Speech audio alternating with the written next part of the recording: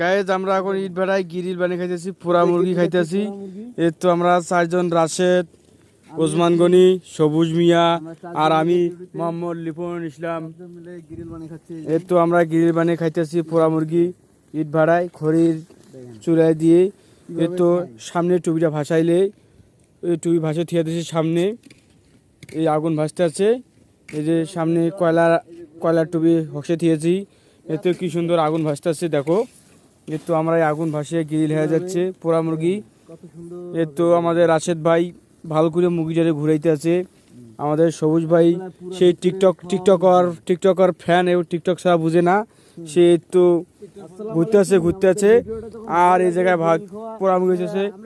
Guys আমাদের video যদি ভালো লাগে তাহলে লাইক, কমেন্ট, শেয়ার, কপলিং সবই করবেন।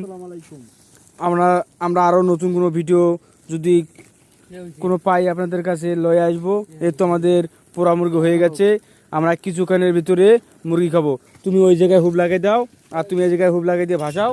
এর তো টুপি লাগিয়ে দিল সবুজ। এর তো আগুন নিভে গেল। এর তো আমাদের গ্রিল বেতন হয়ে গেছে পোড়া মুরগি। এর তো মুরগিটা কালো কুচকুচা হয়ে গেছে।